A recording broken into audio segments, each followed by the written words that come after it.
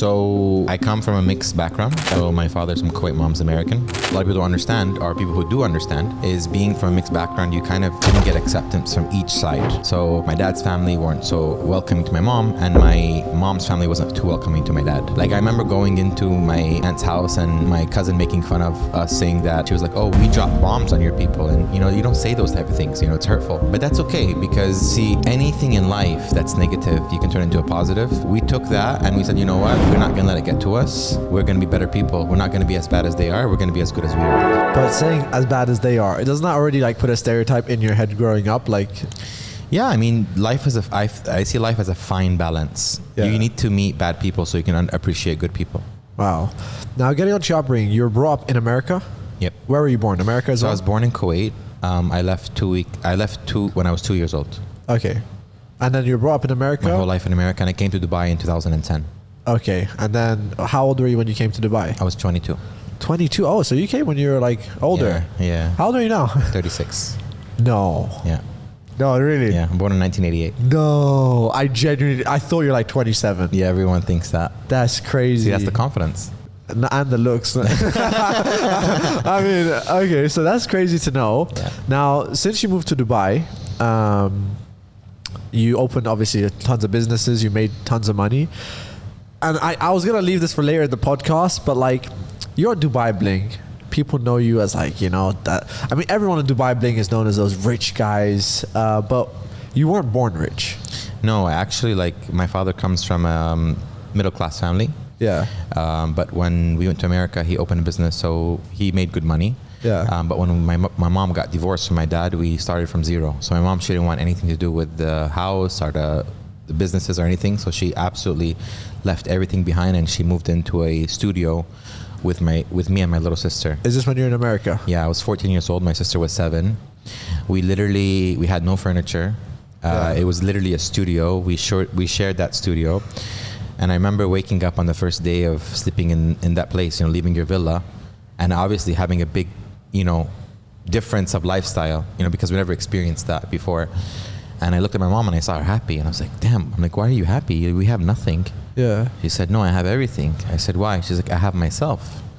And then I thought about it, and I realized that self-peace is more important than anything in the world. Is for you to be at peace with your heart. Yeah. Is priceless. You can have all the money in the world and you can be miserable, but when you're at peace. So what happened was I had too much clothes, and she was like, Ebraheem, in Day of Judgment in Islam, if you didn't use those clothes for a year, it's gonna be on your back. Yeah. So I'm like, she's just saying this to get me to get rid of it. So I said, I remember having a Levi's pair of jeans, Levi's jeans, and I had just bought it from Marshalls and Ross, which is like an off-season clothing shop in America. Yeah. And I took it and I sold it online on eBay. I sold those jeans for $20. Why did she want you to get rid of your clothes? She was like, you're not wearing them. Like, there's so much. You have so much. Like, yeah. So I said, okay. So she basically wants me to minimize my. And this was after she split up from your dad. Yes. So, and there was no space in the studio because there were 3 of us in one studio. Now you said you and your sister. Mm-hmm. What happened to the other 6? So they all stayed with my dad. But is it all from your mom, or was it? So my mom had 2 daughters from a previous marriage, but they were already older and already got married. But my 4 brothers stayed with my dad. And the other brothers, were they from your mom or? From my mom, yeah. Oh, okay. So they just decided we're going with the my dad. Yeah, because my dad had everything.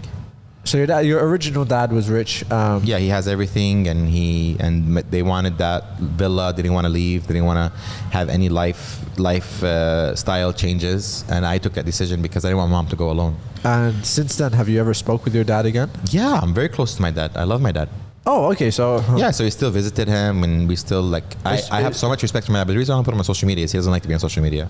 But your mom still doesn't connect with him at all? No, my mom is remarried and my dad's remarried. And we see each other whenever we have family events. We all come together because my dad always teaches us unity. Yeah. And even though if there's a divorce in the family, doesn't mean that you have to be enemies. Okay. That's an interesting take, because I feel like a lot of people, I mean, it's a thing where it's like there's 2 different types of people. Some people just, after a divorce, it's like, that's it. Yes, but it's hard when you have kids together. You have to kind of make it happen for the kids. So whenever they come together, they put their differences aside because they're there for us. Yeah. Now you mentioned being brought up as a Muslim. Both your parents are Muslim? Both. My mom is a revert, so she became Muslim when she was 18. Yeah.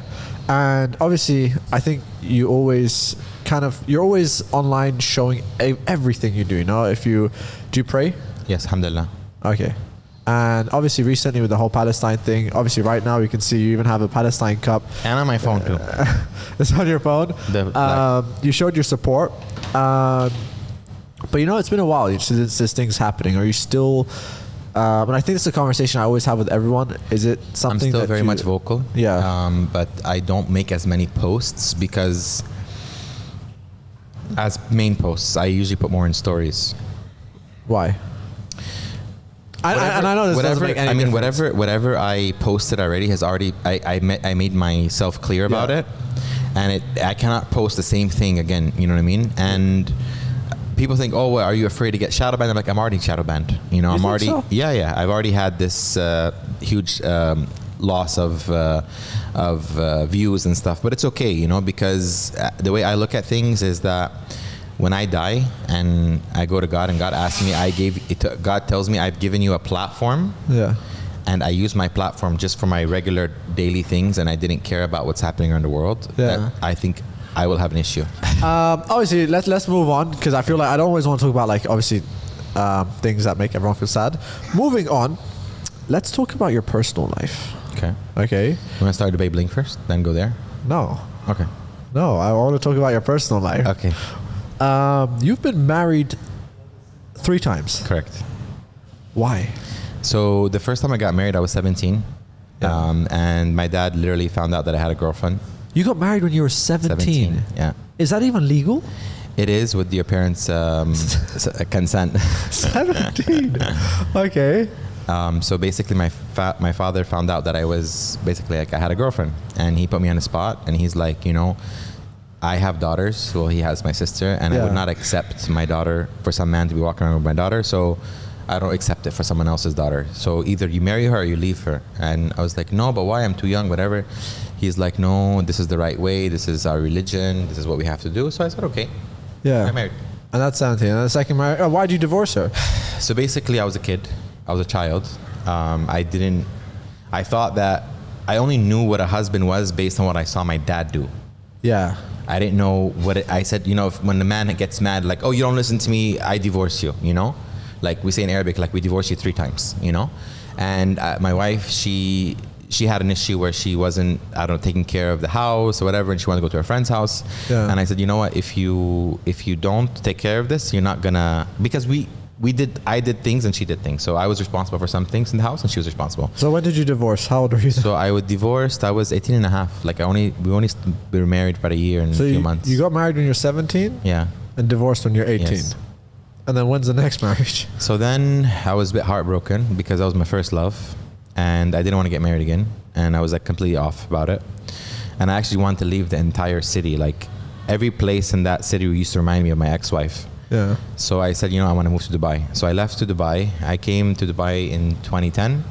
And a few years later, my parents made an arranged marriage. They met a famous businessman in Dubai and they're like, oh, he has a daughter, and like, they kind of connected us together. It wasn't someone that I met before. And we got married. And that was only 2 months. And it was the most silly thing ever. So basically I traveled, I went to France, and my ex-wife, she said that her parents were going to go, like, we'll send our daughter with you. I'm like, no, I'm going on business, you know? Like, I have work to do. So when I went there, I had Snapchat, and she wasn't on my Snapchat, my ex-wife. And I took a picture of me and one of my ex-employees. Okay, we met in France. And when she saw the picture in Snapchat, because she had a fake account she was following me from. Yeah. She saw the picture, she thought that was my ex-wife. She thought that I went to go see her. This is a 2-month marriage. The 2-month. And she went to her father and she told her father, like, oh, look, Ebraheem, he went back to his ex-wife and blah, blah, blah. So took all of her stuff, left the house. And when I came back and I found the house empty, none of her stuff is there, I didn't do nothing about it. I'm like, okay, if you leave, you leave. It's done. So they were kind of shocked that they got that response from me. They probably assumed that you'll go crazy. I'll go crazy and I'll like, okay, I'll do whatever you want. Because when I would listen to previous stories that happened within that family with their own sisters, and I realized that they want to control the man. Oh. And for me, I can't be controlled. I can't be controlled in the instance of that my life has to be governed Yeah. by a woman. Where do I come? What do I do? No, I'm the man. I take care of the house.